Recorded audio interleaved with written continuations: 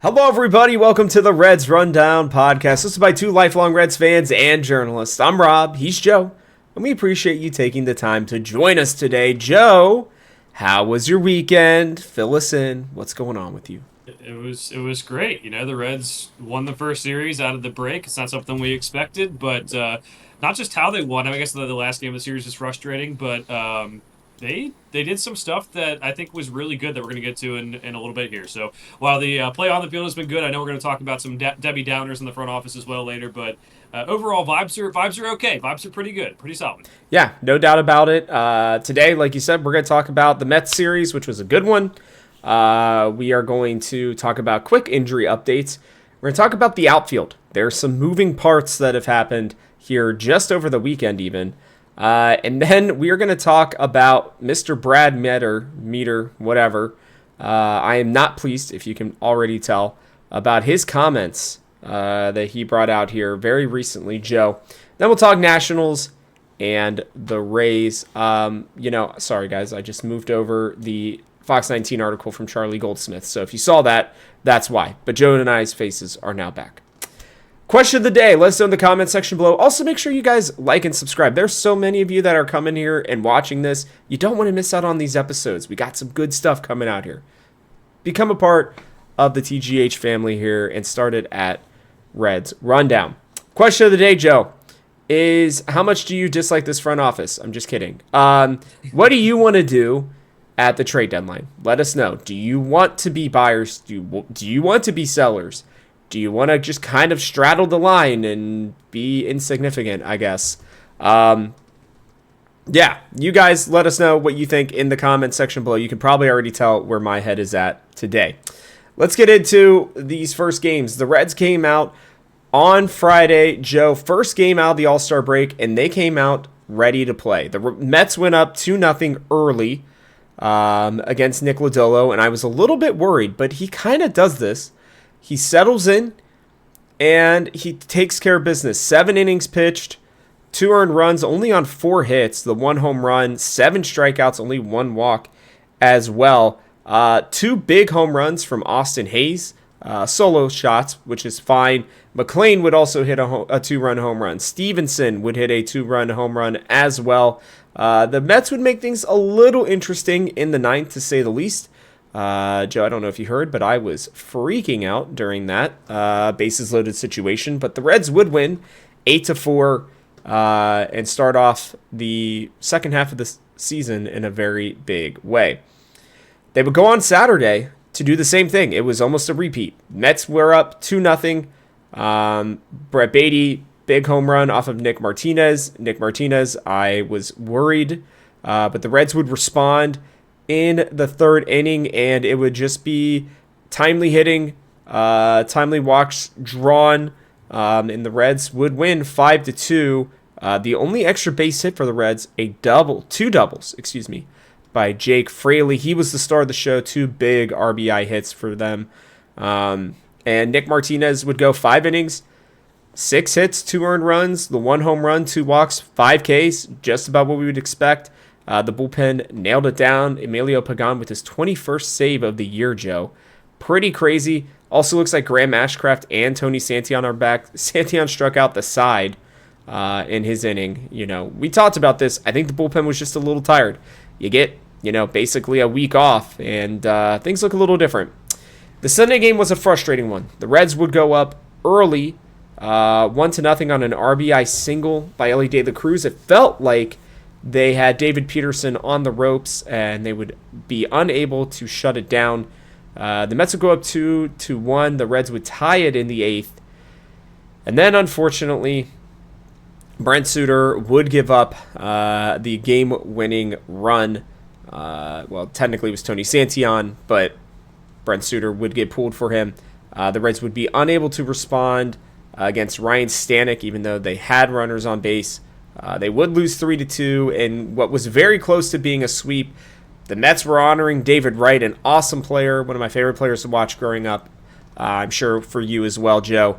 And they were able to spoil it, and it was a good weekend, though, against the top of the wild card Mets team.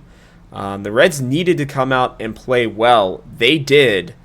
I'm very happy about it. I'm sure that you are as well, Joe.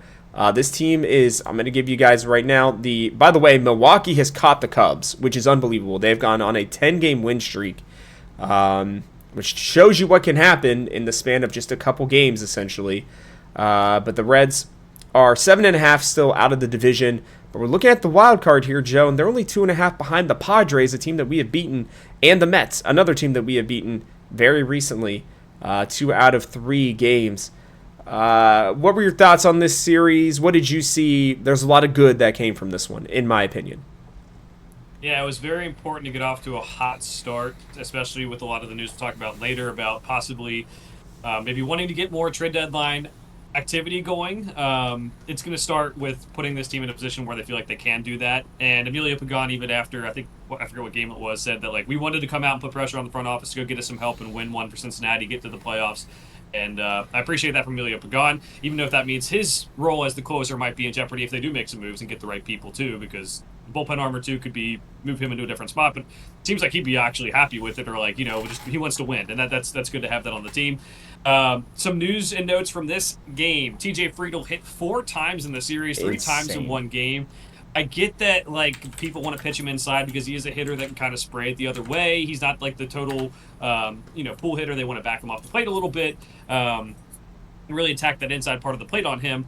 But that I just hope he stays healthy. I hope we protect our guys. I'm not saying we need to throw at the other team, but I find some way that we can protect our guys because he was getting frustrated at the time the game he got hit 3 times. It was you could tell he was just really frustrated by it. And then the 4th time he got hit, I think it was just I don't think any of it was intentional, but like it's really you have to protect the plate as his job, and we have to protect him if he's going to do that. Austin Hayes showed how important he was with that 2 home run game. I still think this team doesn't have the best depth. And when you have one of your starters like Austin Hayes, who's supposed to provide that power back, go out of the lineup, it just really hurts the team more. So keeping him healthy will be important as well. Props to Jake Fraley for getting 3 hits in the game that he really helped us win the Saturday game. Playing injured, I mentioned earlier, Rob, that I thought that this might be a mistake because all our guys playing through shoulder injuries have kind of struggled, but he was able to do it, so good for him.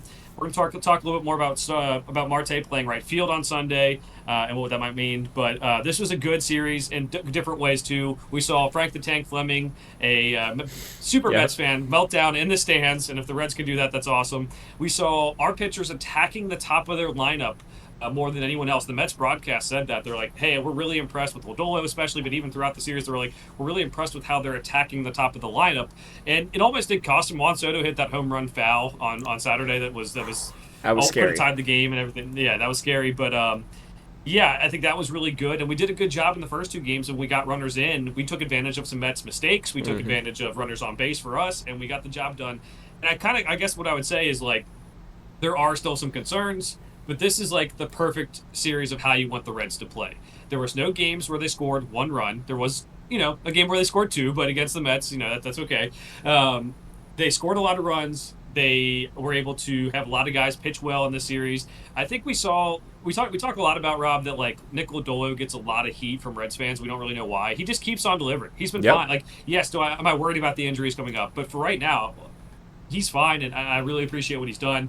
Nick Martinez is still very inconsistent. He might move to the bullpen. We've talked about that enough the last couple of weeks, but this is like the perfect Red series, and we don't even have Hunter Green. We don't have everyone healthy, and I really do think that just this series is what the potential is. The problem is just what we talked about before the break is like we lost 3 of the 7 games to the Rockies and Marlins. We just need to we clean up the bottom of our potential, but we do seemingly do well against the good teams. Like we beat the Yankees a couple weeks ago too. So this is what has me so excited, but at the same time, like if we just clean up some of the small stuff and have the front office buy in, there's a lot of potential there. Hey, you know what? If we're losing the Abbott start in a series, that's not going to happen very often, right? So we will take that without a doubt. And it was really good to see. They played good baseball for the most part, right? They hit, like you said, with runners in scoring position for the most part. The bullpen looked like healthy for the first time all year. Not first time all year, but first time in a while. And I think we hit some good pitching, Joe. These were not just some bums, right? Sean Manaea had a 2.45 ERA. They got him out of there in the 4th. Clay Holmes, 3.48 ERA. I mean, he took the loss in that game. And they made David Peterson work big time. He's got a less than 3 ERA. So the fact that the Reds went out there and they did some stuff against lefties as well, like there was a lot of good things to see from this team, and I'm hopeful that we will, see more from them. And that, I mean, let's be honest, I do love Espinal just like you do, but his power has diminished. I will give the people that. I still think he offers a lot more than just that, but between him and then Connor Joe, you're just not getting a lot there against lefties. One more bat, you can bat one of those two guys. You don't have to bat both, and I think it would go a long way. So we'll talk about that here in a minute, but let's do a quick injury update, Joe. Then we'll hop into the outfield. Hunter Green is starting a rehab game today, I believe, or something like that. He will pitch in AA or in AAA as well. And then I'm hopeful that we are going to be getting him back after that. I think they just want to make sure that he doesn't feel that twinge again. It's a mental thing for sure with groins. It might be like the smallest little thing, and he's going to be like, oh no, it's happening again. He has just got to get over that mental hurdle. So if everything keeps coming up, green in terms of the okay sign, for his groin, then he's just got to battle through that mental and get out there and help this team win, because they need him. They need him big time. Carson Spires as well, a guy who we've talked about. There was an article or something where it was like, I think it might have been on Sports Illustrated. I don't remember, but basically they were like, Carson Spires is struggling down in AAA. The Reds are going to have a big decision to make. There is no decision to make. He's not coming up to the major league team. He will go to AAA, and that's fine. It's okay. That's what he is there for. That is literally his job on this team, is to be your spot starter when you need him. If he is playing on this team regularly, we are probably in trouble, right? So we just need him to be that guy who gets in there for a game or two, while people are injured on the 10-day DL or something like that, and then he goes right back down to AAA. That's fine. We don't need him to be anything other than that. So that's where we're at. You got any thoughts on injury updates before we move on? Yeah, excited to see what Hunter Green is able to do. We talked last week, might be a little bit mental at this rate, but we're going to talk about it a little bit later with the question of the day too, of like, what do you want the Reds to do at the deadline? His health will probably play a factor in what we do. Like, this team can be very dangerous in the playoffs if they have him, Lodolo, Abbott as the first three starters. Burns, Martinez, Singer moving to the bullpen and helping them out, or whatever combination of them. So it's very important. Hopefully we can get him back soon, and maybe he can get a start before we have the trade deadline that shows that he's okay and gives the front office more faith. But this is a little bit bigger than a usual injury just because of the timing of it and what we kind of have moving forward on our starting rotation as well. I mean, he's been out for almost 2 months at this point, so we really need him to come back in and be that guy. He's been the anchor for this team. Abbott's held it down, Lodolo's held it down, but they need help. And they need it soon. All right, Noelvi Marte moved to the outfield, Joe, as we talked about. The Reds want to keep his bat in there.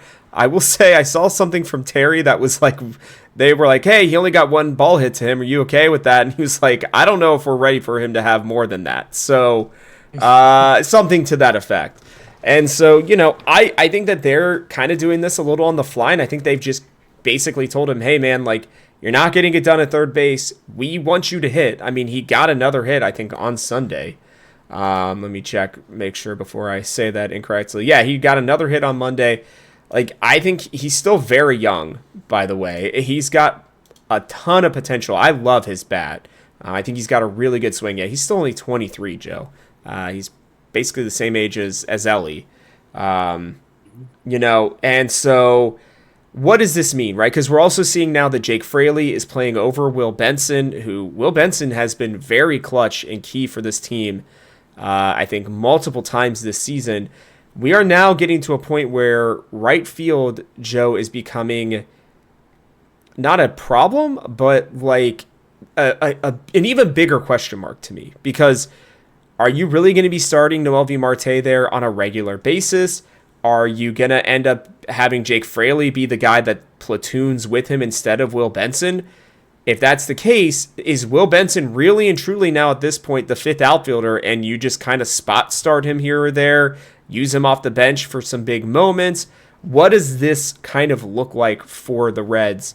Where are you at, Joe? Because I am asking these questions because I'm not entirely sure how I feel about it. I don't hate it. I'll explain why in a second, but I would love to hear where you're at. Yeah, it's a little confusing, especially at the time they're doing it. I guess maybe have extra time to prepare for it after the All-Star break, but I think this only has to be a platoon thing where if we're facing a lefty, they want Espinal in the lineup. Espinal can play right too. I don't know why they didn't just keep Espinal playing right in this situation and not like because Marte already has the issues at third with like figuring that out. Maybe that's why they think that it's gonna be better in right field, but also learning a new position on the fly is a lot of stress, and I don't know if I want to put that on Marte either. The one ball that was hit to him, I don't know if you saw, Rob, it was a good relay throw. The Cowboy even pointed that out on the broadcast. He's got a Wasn't good the best arm. throw overall, but he threw it right at Steer's head, which is what you wanted. It bounced one time before it got home, so it wasn't like the Ronald Acuna throw. I don't know if you saw that from right field to third base, Unbelievable. but it was pretty good for your first time playing right field. I think it has to be a platoon thing because they just don't want Fraley or Benson in the lineup against lefties because they've done nothing. And I think Connor Joe has kind of overstayed his welcome. He had his first hit since the middle of June on Sunday. And again, I don't like singling people out. Like I think a lot of times we single out the bottom of like the order people, bottom of the depth chart people, when really like they're playing because there's no one better than them. So for me, it's like, hey, this has to be a platoon thing. Marte's going to play right against lefties. Espinal gets in the lineup at third base because he still hits lefties better than some of the other guys. And if it's not that, it has to be that the market for trading third baseman is a little bit more open than maybe trading for an outfielder, which might be the case. I think that's probably with the number of people available, it's probably more outfielders because you can just move them around. But maybe they think they're going to go get Gino back or whatever. Maybe they think that trading for Luis Robert is just not a good idea because he's hitting 200. Well, he does have a 0.5 WAR. Like I can see why they could be like, hey, we're not giving up anyone for this guy. He just hasn't been good the last two seasons. If it was 2023 or 2022, Luis Robert maybe, but that's kind of where it's kind of tricky. Is like I don't, from a development standpoint for Marte, I would have liked to see him continue to get reps at third and try to figure this thing out for the long term because we do have a need at third base and now we do have a need at right field. And if he feels that need at right field, I guess it still leaves that need at third base, which makes it confusing. But I guess it's just going to be a platoon thing until we can find someone else. And when we talk about what we're willing to trade later on, Rob, we're not going to get many players who are stars who play every day. We're going to get platoon guys to fill in. So this seems to me like a platoon move.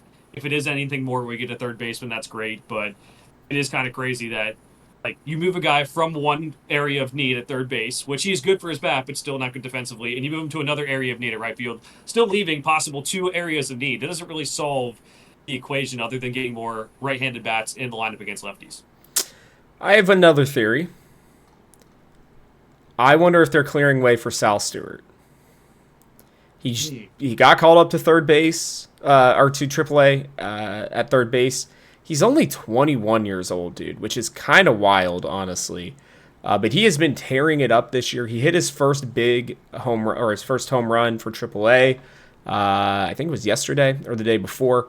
He's only 3 for 13, but they do really like his approach. I mean, he's had a great season. 27 walks to 53 strikeouts in 83 games is pretty crazy, regardless of where you're at. He's batting .303 with 11 home runs, 45 RBIs. If they think Big Sal is going to be able to come up and actually play well for this team, I'm open to that idea. I think they might be wondering if they can capture that 2023, bring up these young guys, like because they also brought up Hector Rodriguez, right? Because they're looking maybe for outfield help. I'm just throwing that out there as maybe that's what it is. I don't know that I would do that. I mean, I think Marte, at least as a prospect, had a better bat than Sal Stewart. I think there's a reason why, Marte was a number 1 prospect, not a number 5, I think is what Sal Stewart is. He's 4 or 5, somewhere around there, right? Mm-hmm. I don't know. I'm really struggling with this one. I think they're trying to figure out how in the world they get to keep playing Noelvi Marte, because I think if he gets consistent at bats, Joe, this dude is a 5-hitter for you for the next 5 years. Like he really can be that kind of guy. I mean, you can have Ellie throw in whoever the hell you want to at 4. We'll figure that out later, and then Marte, and I think you're okay with that.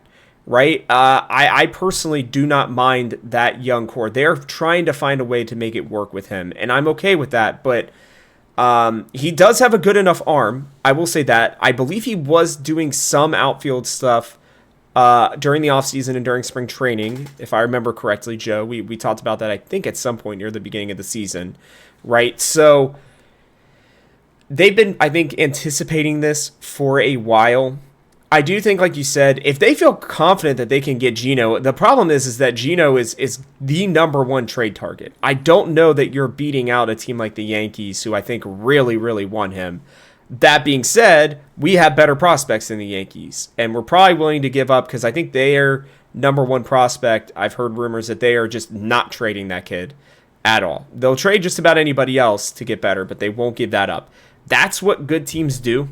Joe, we'll talk about prospects here in a minute, but you keep your one or two top guys, maybe your best pitcher, your best hitter if you can, and then you basically trade everybody else. And so I think that there are two options. I think it's either, like you said, this is where my head was initially as well, was like, well, maybe it's just the market is dictating that they have a better chance of getting a good third baseman. I've looked at the market. I don't know that I agree with that. Again, unless if they are now, I'm going to throw this out there real quick because we're probably not going to talk about it this way when we talk about the Brad Meador comments. But the Diamondbacks need young pitching. That is the number one thing that they have just come out and straight out and just said, hey, this is what we want and need. The Reds have a lot of young prospects. Like, you're telling me that the Diamondbacks are not calling them like, hey, here's Geno.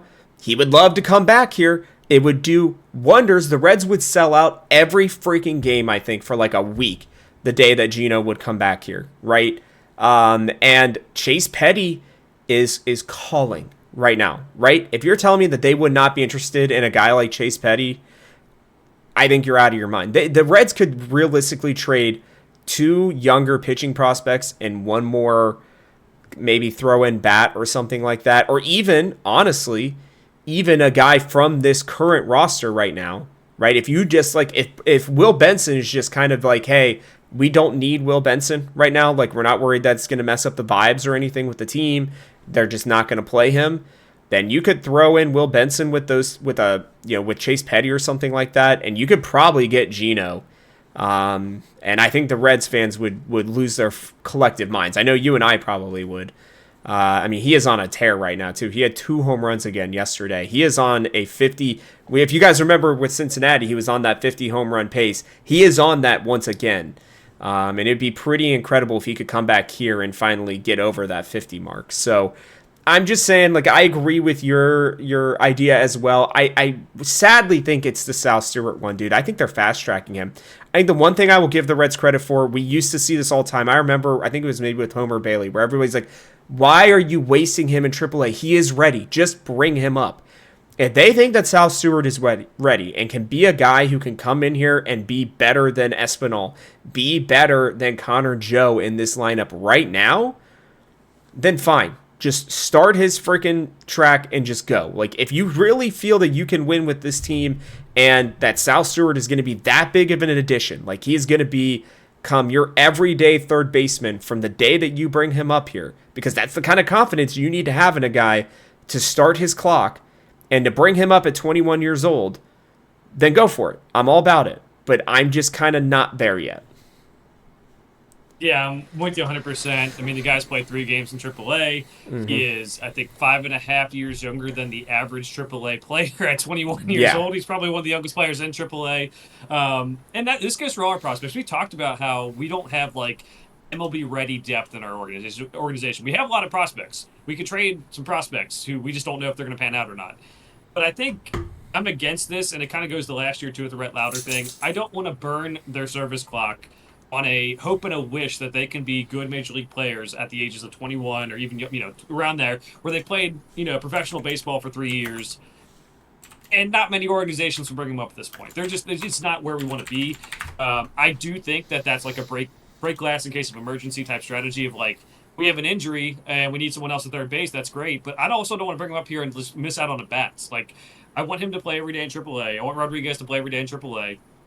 And I want these guys to get these at-bats and get ready for this league. and be ready to go for possibly next season. If we burn their clock next season, we use a full season of it. Who cares? But if we bring it up now and they end up struggling, like a lot of our young guys have in certain situations, that would be the worst case scenario because you burn a year where okay, we'll talk to you about when we get to the Brad Meador comments, but it's we don't want to give up any prospects, but we're burning years unnecessarily for Rhett Lauder. Like that means you need to keep the years at your favor, not bring them up until the last minute, and then bring them up when they're ready to actually contribute to the team. And honestly, if they wouldn't have brought Rhett Lauder up last year, Rob, I don't know if they would have brought him up at this point yet. He probably is injured, so he probably wouldn't have got called up this year, and the clock would still be going for us. So that's good. That's what we need to start thinking about is, in this situation where we have this front office that does not seem to want to be aggressive, bringing up guys who are not ready yet for Major League Baseball is kind of the worst case scenario. There is the chance that Sal Stewart comes up and is just a star, and that's great, but I don't want to put him in that spot, and I don't want to put this team in that spot because it puts us at a disadvantage as well. So I do think it's short-term vision of a platoon. Long-term vision, yes, Sal Stewart can play third base, but I really do hope the long-term vision is third base, possibly he competes for that spot next year. And you might think, I still think Noelvi Marte probably has more potential as a defensive third baseman than Sal Stewart, but Sal Stewart is just every day, if you look at, fielding percentages and everything, he is better than Noelvi Marte ever has been. And there is something to be said about that. We can't always take the highs and the lows. We're already doing that at shortstop with Ellie. Like, yes, he is a good defensive shortstop. There are some plays that he has left on the table this year that we are very frustrated about. I don't think you can have a whole left side of the infield that does that. So maybe having a safe option like Sal Stewart is the move at third base while you move Marte to right field, just because he hasn't ever played to that defensive potential that we've maybe seen a little bit of. Yeah, and I will say I think we'll start kind of transitioning this into the Brad Meador comments. I'll read it here in a second, but the best teams learn how to manipulate the clock while not screwing over the player, right? And learning how to do that, I think, correctly and when to do it right is, I think, important. I will give this team credit because I just reread the comments, Joe. I think they are starting to think like a bigger club, like in terms of like how you best do sustainable success. It's almost exactly what he quoted here in just a minute. Like I said, I'll go through that. To be clear, you know what? Screw it. I'm just going to get into this because I think there's a lot of nuance actually in this article, Joe. I am, because we have to remember the day that it was published, the time it was published as well. And I think that there's, it's going to be interesting. Okay. This is going to be pretty much the entire episode, guys. So lock in. Basically Charlie Goldsmith, again, freaking awesome. If you do not follow him on Twitter, this dude is by far the best Cincinnati reporter that I've seen, Joe. I don't know if you agree with that. I love his stuff. I think he does a really good job. So basically, he talks about, the front office hopes to be buyers at the trade deadline in 2 weeks, but it doesn't look like 2025 will be an all-in season. Here's what he said, and this is directly from Meador as he's talking to Charlie Goldsmith. We are certainly looking and talking to every team and figuring out how we can, in the short term, help this team, and at the same time, we're not going to hurt ourselves long term by selling our best prospects. We're not doing that. We've talked about sustainable success here and what that means. To do that, we have to be able to focus short term and long term at the same time. The Reds, at this time, had not played their second game. They had just won their first game against the Mets. This is in the afternoon. He had likely talked to him sometime either before, potentially even Friday, or, at a minimum before the Saturday game, because this was published, I think, like 4 hours or 3 hours before it's 2 hours. 2 hours before the Saturday game started, okay? Then Meador goes on, and this is where I got upset, Joe. I wish our record was better than this.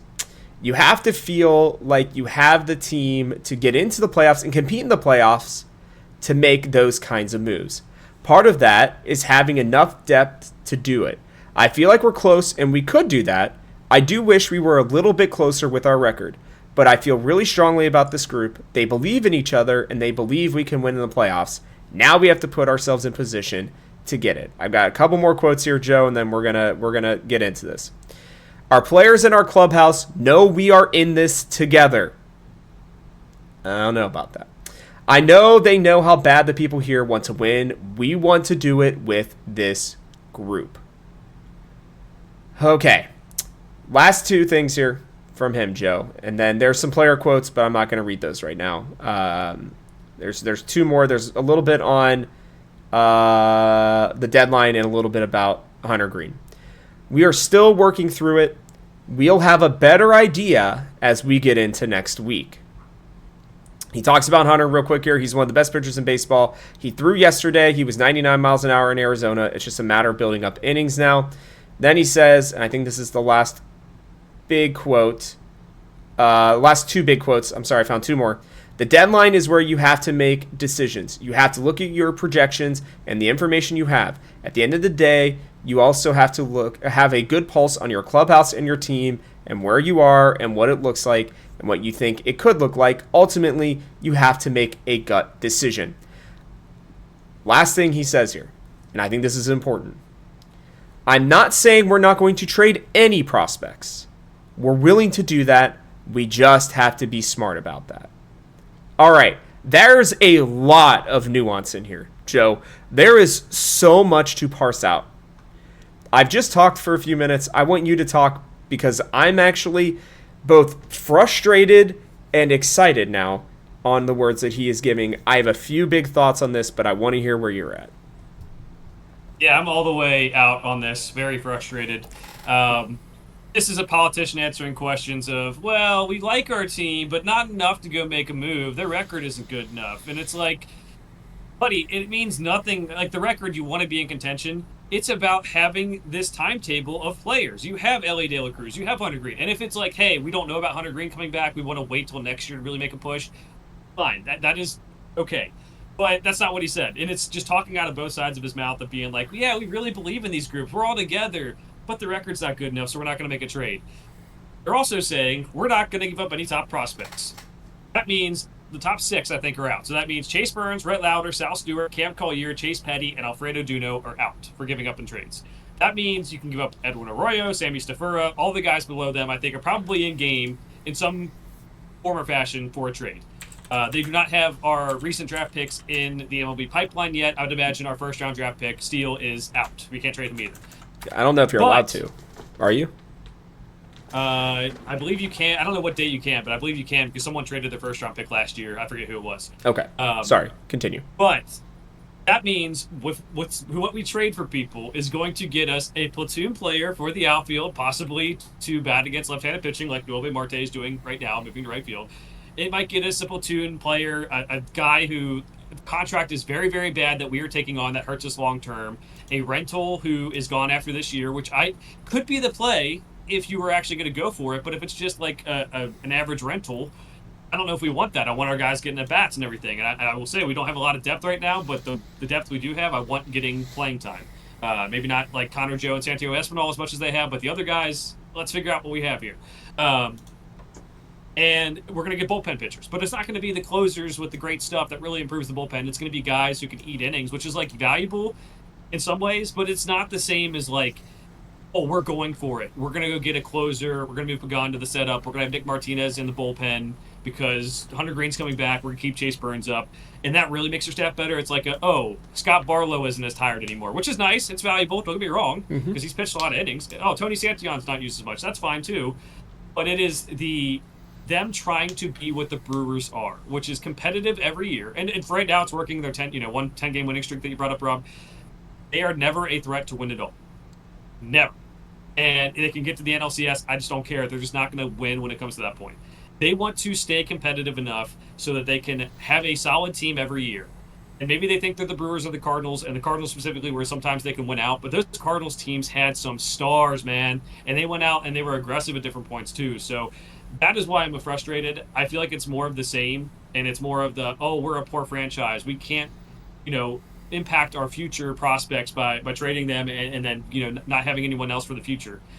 That is such a slight to what we currently have in that you have to win in this window. So if you don't go buy in this, and the thing is, like, this has been for, I guess, 3 years now. We had Ellie come up in 2023, and Hunter Green been up for a couple more years than that. How many more years do you have of saying, we're not going to do it this year? So, again, if I'm totally on board if they say, hey, we're actually going to go in next year. I don't know if I'd believe them based on the history, but You have to try to win in this window when you have Ellie De La Cruz, when you have Hunter Green, Nick Lodolo, and Andrew Abbott on these contracts that are cost controlled because they're still in arbitration eligible and everything. That is what you have to do. But it doesn't seem like they're willing to do that. So I'm totally frustrated. I get the whole politician. We can't jeopardize our long term future to win now. Man, how long are we going to have to wait for someone to be a little aggressive? And yes, I get that they've been gun shy before because they've made some bad contracts with Jamer, with Mike Moustakas, with all these players over the years. I'd rather have that problem where we have to go DFA Jamer and have to pay him extra money than have what we currently have, which is them saying they believe in this team and the team clearly, based on Emilio Pagan's things, of saying, no, fuck you guys. We're going to make sure we're in position because you guys actually have to make a trade because you never do. And this is not just Emilio Pagan. Remember, Jonathan India said the same thing last year. So the players know and they are frustrated, and I hate that for them because I do think, as we talked about a couple weeks ago, Rob, one bat, maybe two relief pitchers away, one good bat and two good relief pitchers away from being a team that can really make some noise, and they just aren't willing to do that. And again, the only explanation I could think of is, hey, we're going to go for it next year when Hunter Green's healthy. If they do that, I will be very happy.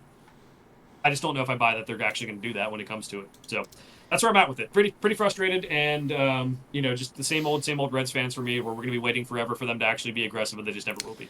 Yeah, it's really tough because I get what they're saying, right? I really genuinely do.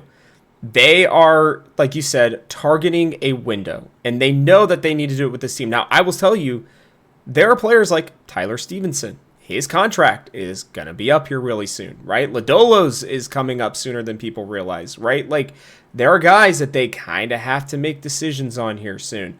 What's interesting to me, Joe, is I feel like it's these first couple quotes that I think, because I think he kind of walks it back a little bit, right?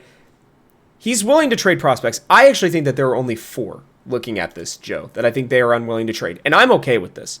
I'm not giving up Burns either, unless if you are just like getting, I don't know, a really, really top tier player. I'm not giving up Louder. Louder's injured anyways, but I'm not giving up either of them.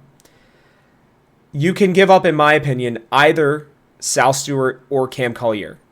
I don't think you want to give up both, but I think you can afford to give up one or the other. Same with Chase Petty. If you're keeping Burns and Louder, you don't have room already. Just get rid of Petty. It is the easiest freaking thing on the planet.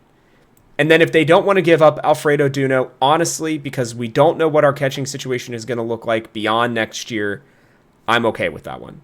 Every other player that is not a starting day player or somebody who's like Noel V. Marte needs to be on the table. Everybody else, in my opinion. I will give him this. I think that that's what he is saying, but he is trying to talk politically because I will give him that it is hard to not give away too much, right, to all the other teams while trying to give us hope.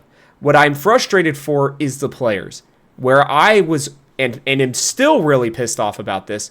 We need a better record. Well, no shit, dude. Obviously. But if you don't help this team, it doesn't matter. Right? Like, if you don't give them people to put in position, I'm sorry, but congrats on getting Connor Joe. It worked out for like a week. He was like the smallest band-aid for a relatively big, bleeding, gaping wound that you have in your lineup right now. Like, if Austin Hayes gets hurt again, this team instantly does not have a very good chance of doing anything. But guess what? If you go out and you get one more bat, then he's fine, Joe.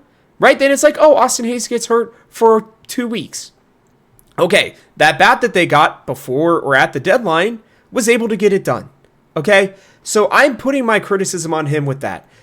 I know that you are putting pressure on them to go win. They're saying the same thing. Will Benson, before the deadline, or before the break, even straight up said, like, we are trying to put them in position. I think this is coming from Terry, by the way.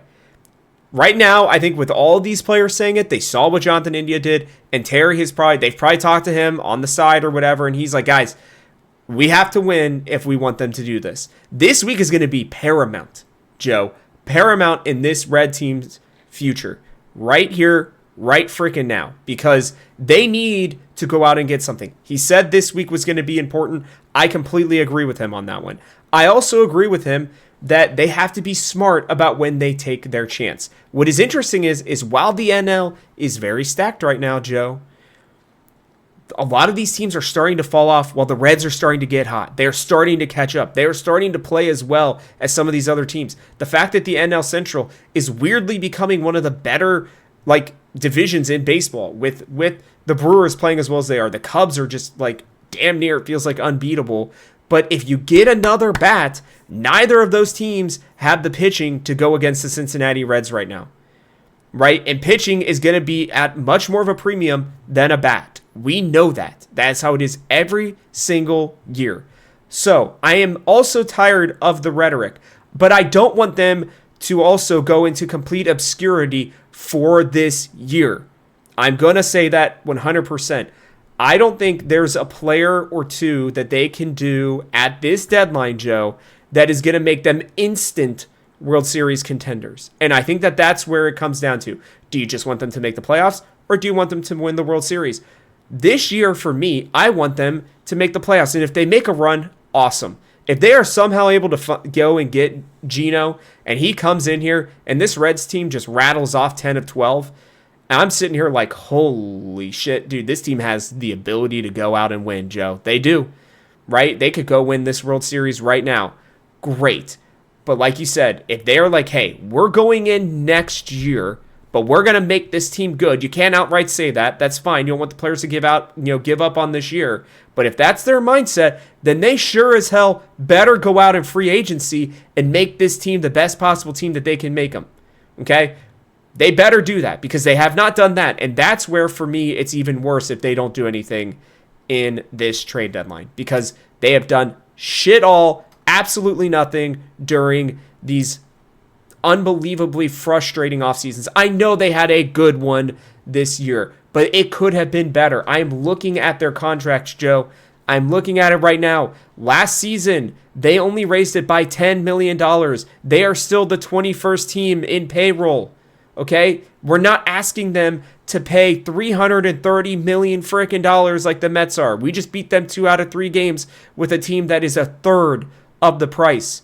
If you even raise it to make it so that they are half that price, $150 million, as they have done multiple times in the past with all of these small contracts, that's going to be enough for this team with the talent that they have on it.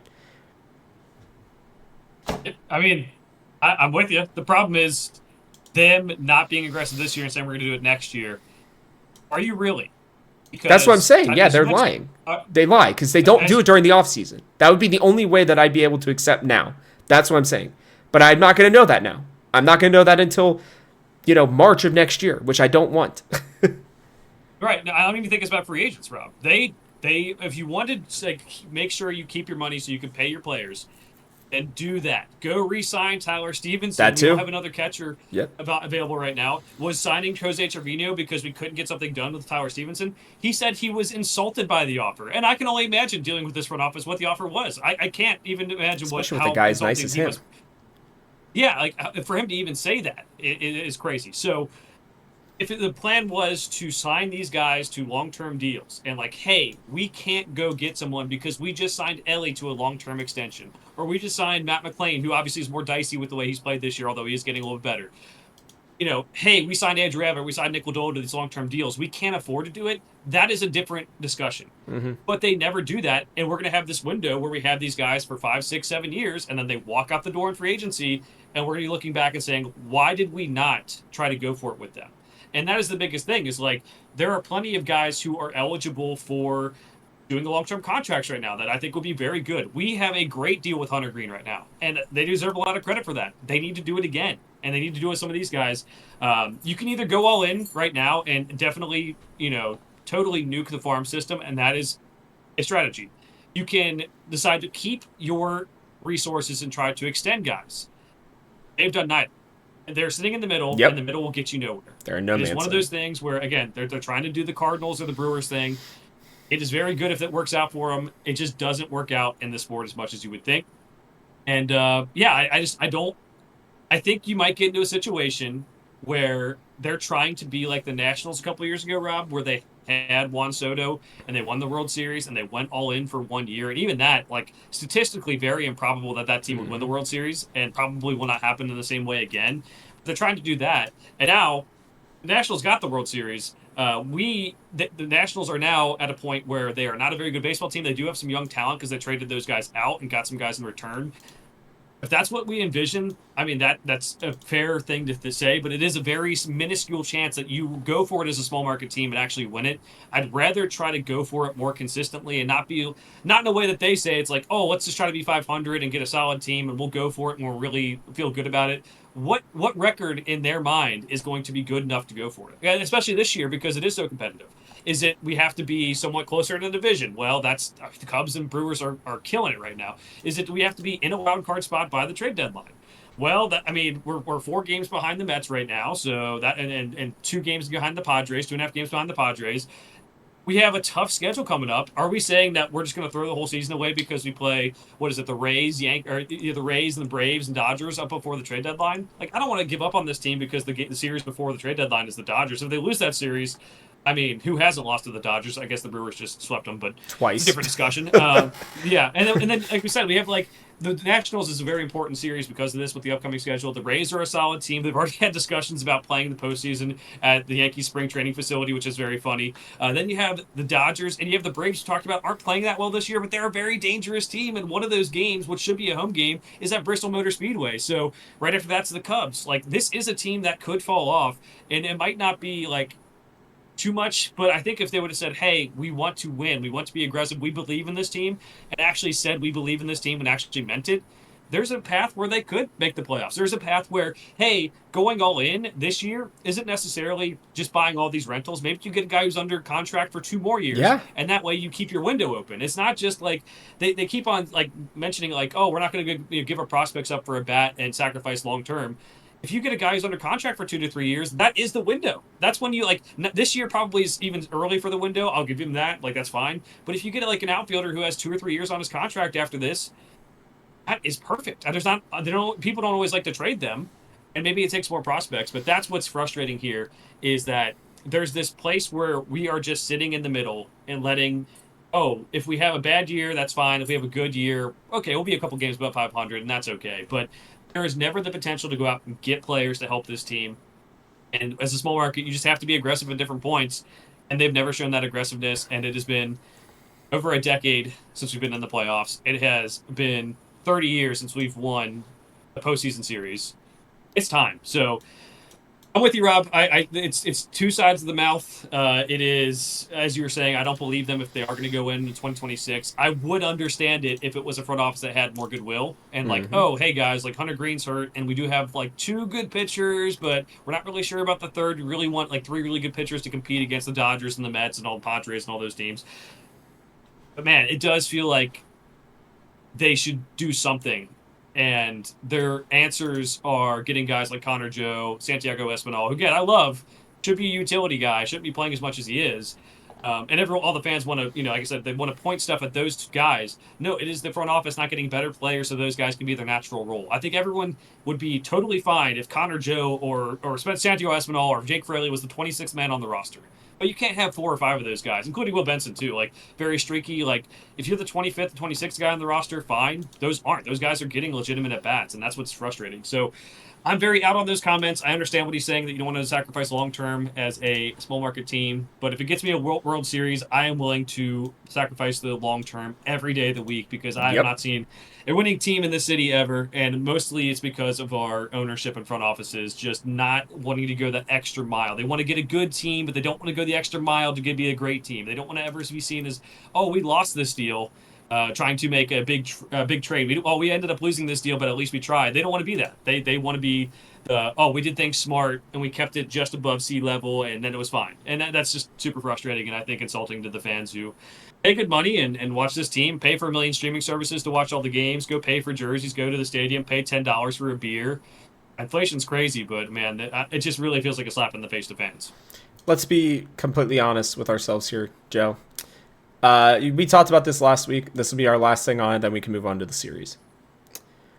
How many players do the Reds have in the top 100? I believe it is 6.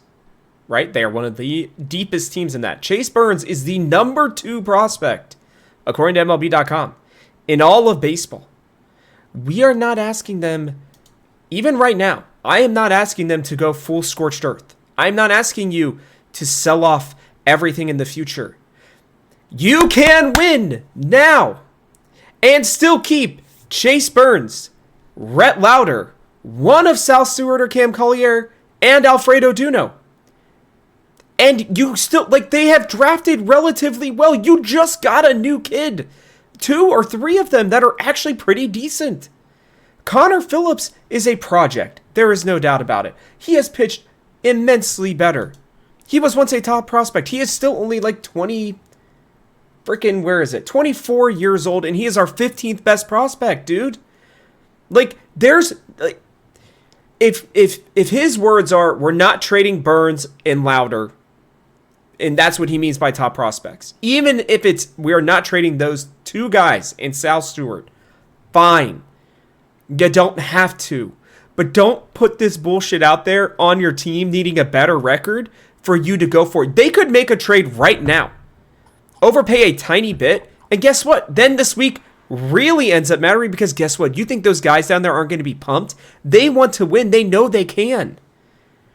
They know they can. When your bench guys and your bullpen guys are the ones who are out here like, hey, we want to go win, their jobs are most in jeopardy of all of this stuff. And they're still the ones saying, let's freaking go for it, man. Like, I'm sorry, but it's just, like I said, I get it to a certain degree. I don't want to, and maybe I'm the only one here.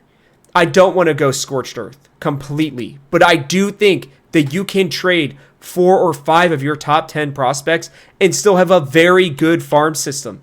Very good farm system. And yes, Burns and Lauder will probably be on the MLB rosters from here on out. Who cares? Draft another pitcher next year. They're doing well at it. Like, you can do that, right? We've seen them do it 2 years in a row, and they're already on the major league team. That is good drafting from the Reds. Just go. You can always get more prospects, dude. You always can. If it doesn't work out this year, who gives a shit? Because guess what? You can trade another guy next year or during this offseason, and you can go get another prospect. You can. And they're drafting well enough to where this happens. They are almost 20 players deep, Joe, to where they could actually still have a good farm system. Luis May is their 20th best player on MLB.com. 20th. And we are expecting this guy next year, or maybe even this year, to come up and be a dude in the bullpen. Potentially a future closer. And he is our 20th best prospect. Okay? I'm going to try my best to take it that he is willing to trade a lot of the guys in these 20s, these top 10 spots, right? But just not the top 2. If that's the case, great. But if it's anything less than that, dude, then they need to be out of here because there's no reason. You become a general manager to win a World Series. If you're just a general manager to collect the paycheck and keep your job security, then I don't want you. We don't need that kind of crap ambition. So, I told you guys I was going to be lit up this one. I don't feel bad about it. I'm sorry. If Brad is a great guy and he's trying his best out here, fine. But right now, I'm not seeing it. Go get it done, dude. They're going to get it done this week. I'm going to predict it that way, too. It's going to happen. We're moving on to the Nationals, Joe. Unless you got any last words there with that stuff. I'm sorry I gave one more rant there, but no, I really don't want Edwin Arroyo to be a Cincinnati Red anymore. Nope. It's not personal, nothing but it's a redundant thing, and don't we need have Sammy Stafuro and Tyson Lewis right under the prospects list right behind them, who are both younger, and so there's definitely, dude, if you don't want to trade the top 2 or 3, or in my opinion, I don't think they're trading any of the top 6. Maybe Chase Petty. Arroyo has to be gone for something, and it's nothing. Again, I think he could be a fine Major League Baseball player. Yeah, he probably will be. We have plenty of depth in the organization at the position. We only draft shortstops, and he's getting to the point now where he is someone we can trade, and some of the guys on the top we just don't want to. So that's my one thing I'll say about the rest of this trade deadline situation. If it's we keep everyone and we don't make any trades, I'll be uncontrollably mad, as I always am when they don't do anything. And we'll just have to see what they do in the future. I mean, it's really is a mental war when you are a Reds fan, and that's unfortunate. I want you to know, you said a name. I'd forgotten about the Candyman. The bad man's been gone for long enough to where I forgot about him, just so you know. Yep. Um, Yep. all right. We're moving on Nationals. Brady Singer versus Jake Irvin. Chase Burns versus Brad Lord. And Nick Lodolo versus Mike Soroka. They won one game against the Padres. I was really hoping they might find a way to win 2 games, Joe. They were unable to do so. This is an interesting team. We are dodging Mackenzie Gore, but Jake Irvin has a 4.58 ERA. Brad Lord has a 3.46, but he does walk a decent amount of people for the amount of innings that he pitches. Where is he? Mike Soroka, excuse me. Everybody's very, he's going to be a big deadline acquisition kind of guy, just because he's striking out more than a batter per inning. But he's got a 5.10 ERA. He has hit 10 batters. He's given up 10 home runs in 70 innings. His whip is okay. His average is actually not too bad, but he's just not locking it down when he gets runners on, essentially, is what we're seeing. The rest of this team is meh. Their bullpen is pretty bad. They're hitting outside of James Wood, and CJ Abrams is pretty bad, arguably. This is not a very good team, Joe.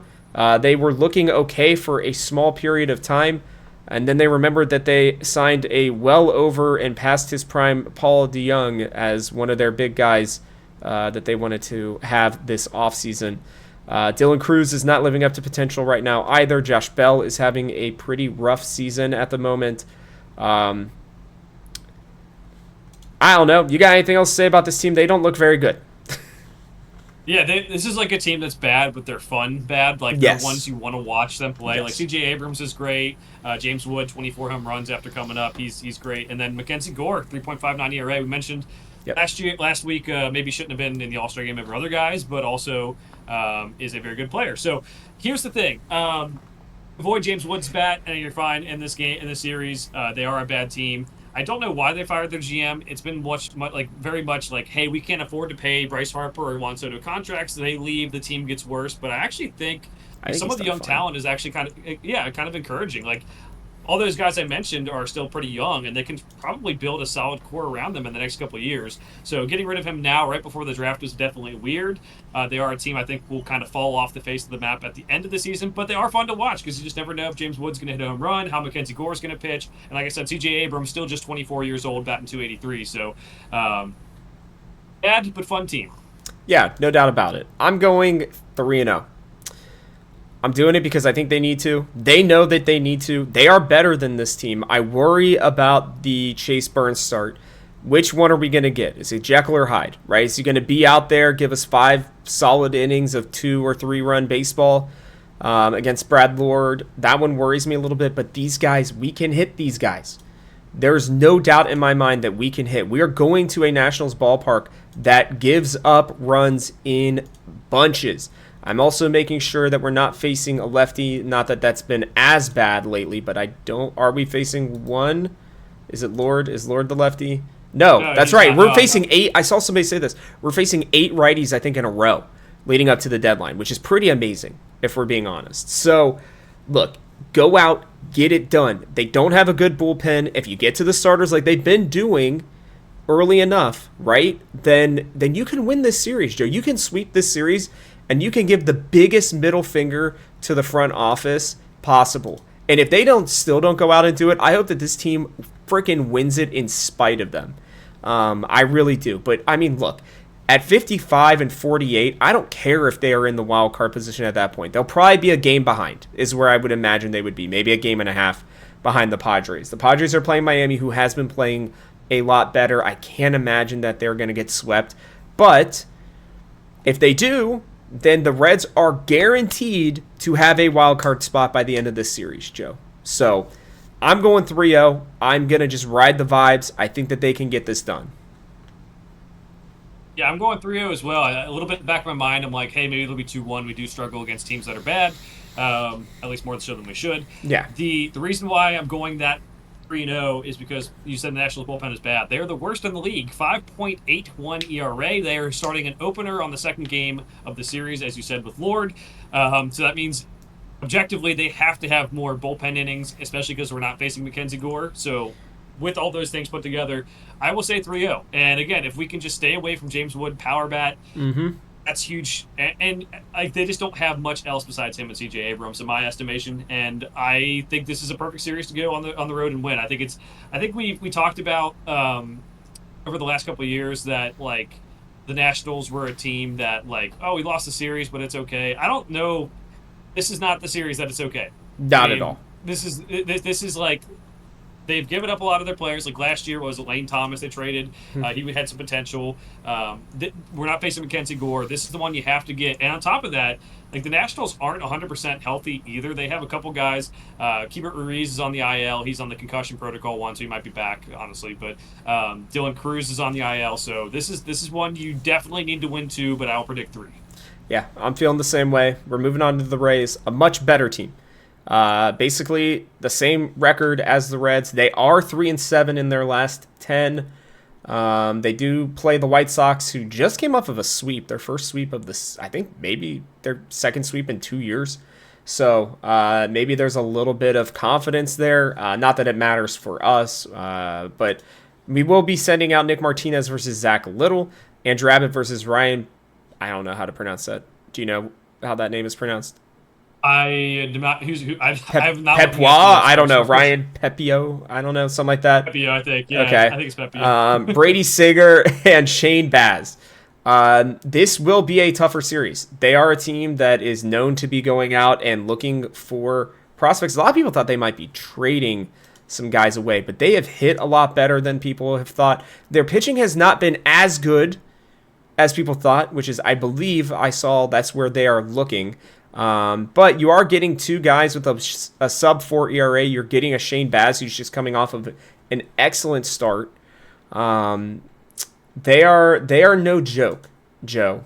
This will be an important one as well, because if they're really going to make us wait until next week, then we might be. They're gonna. I mean, they just have to go out and take care of business. This Rays team has struggled a little bit. Pete Fairbanks has been their closer, but they've had like multiple other guys try to come in and get it done. They have a lot of blown saves. I'm actually seeing here, Joe. I don't know if that's what you were seeing as well, but they have 2, 3, 4, 6, 8, 9, 10, 11, 12, 13, 14, 15, 16 blown saves this year, Joe, according to their pitchers right now. So their bullpen's not been terrible, but they're prone to blowing saves, it looks like. So I don't know. Junior Camanero's come up and been a stud so far. Brandon Lowe has hit pretty much for forever. Yandy Diaz is still hitting. Jonathan Aranda was just an all-star, I believe, as well. Christopher Morel was one of their big acquisitions. He hasn't done much either. But this team can hit. They're not a bad team whatsoever. No, that's where I'm at with it.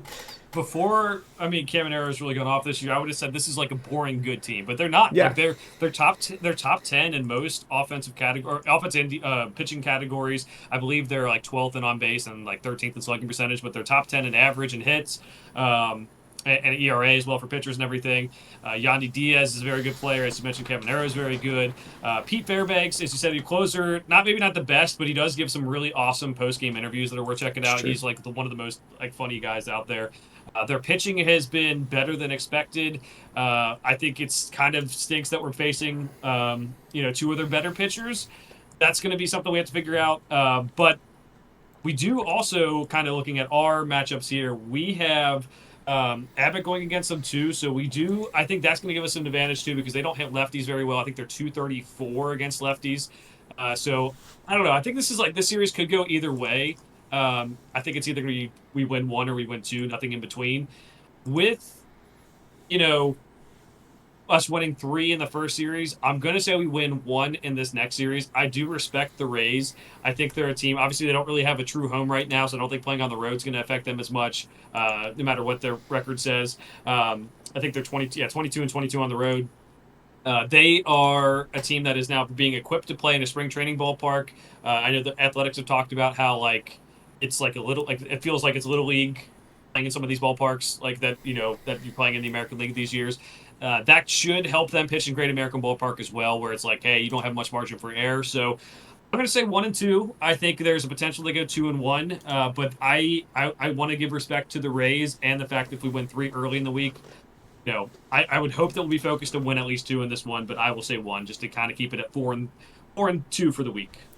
I'm going 2-1, and here's why. I think they know this Reds team knows what they have to play for. I think they are very motivated, right? They'll have that off day on Thursday, which I actually think will help them immensely. I think there's even a small chance, Joe, that a deal, if they sweep the Nationals, there's potentially a deal that is done Wednesday night and we have a new player on Friday.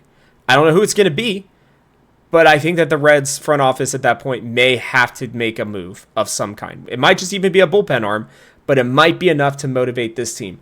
I will also give them this.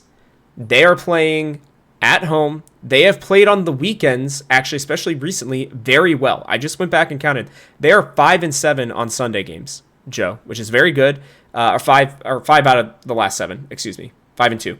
And they are very similarly on Saturdays as well. I didn't go as far back. They had a 3-game losing streak, but then they have won because they played a doubleheader. 1, 2, 3, 4, 5. So they are 5-8 or 5-3, excuse me, on Saturdays as well. They play well in their black uniforms on Fridays. I think it does pump them up. I'm just taking 2-1. I think that this is a prime opportunity. They're going to be pumped. I think if they sweep the Nationals, the Reds are going to be feeling themselves a little bit, which I think is good. Confidence does a lot for a team, especially in baseball in a long season. And they really freaking won it, man. I don't remember a team that's gone out and called out the front office like this. Again, with guys like Will Benson, who's on the bench, with your freaking closer. I don't think Alexis Diaz was ever sitting there talking about what the front office was doing, right? So more power to them. They have to go 4-2. We said it, during the freaking Rocky series. I think 4-2 is the minimum, Joe. But I'm picking 5-1, and at that point, they are in a great position. At that point, they are 57-49, which is amazing. They are 8 games above 500, and I don't think that there's anything that the front office can do other than go for it, at least to a certain degree. So we will have to hope. Maybe I'm being too much on the hopium, but do you have any other thoughts? And then we'll get to your wise words. All right. Our goal this next couple of weeks has to be win 4 games every week. If we have 6 games, we have 7 games. Come out with a winning record. That would be great. Some fun facts for the audience at the end of the show here. Props to Andrew Abbott at the All-Star game. He pitched 1 inning, 0 hits, 0 runs. Weak contact to everyone. It was so funny watching all these guys throwing 100 miles an hour and everything else. He just throws his 89-mile-an-hour fastball, and people can't hit it. So that was fun. On top of that, we have Kyle Schwarber mentioning that it'd be really cool to come play for Cincinnati next year. Now, he's a player that will be very frustrating, especially if he has to play the field. There's some rumors that he wants to play left field and not be DH anymore, which would be troubling. But he does hit a lot of home runs. His team does need power, and that guy, he had the swing off in the National League win over the American League. He had 3 pitches, 3 swings. What a cool story that'd be for a hometown guy to come back if the Reds would even be able to afford half of what he's going to ask for. We have new uniforms for the Speedway Classic in Bristol in 2 weeks that look pretty fresh, so check those out. Also, 2 more little notes about the All-Star game. Ellie had mentioned he might do the home run derby in the future. Rob and I talked pre-show. We're hoping that's after his swing is a little bit more solidified and figured out and not right now. So that's good that he skipped this one and maybe next year, maybe 2 years from now, when he feels more comfortable, that'd be good. And then Andrew Abbott's suit. A really cool suit that he wore to the All-Star Game red carpet. Pictures of everyone who helped him get there to the All-Star Game. He had pictures of his dog. He had pictures of his parents and different coaches and everything. But he also had a picture of him and Ellie at the Futures game from a couple of years ago, which has been circulating. And that's just really cool that we had 2 All-Stars. It was those 2 guys, and those were the 2 that played together at the Futures game a couple of years ago. So a lot of fun news notes this week. I think the most notable is that Kyle Schwarber said he might actually want to come play for the Reds, and it'll probably be the Reds not paying him that will make it not happen.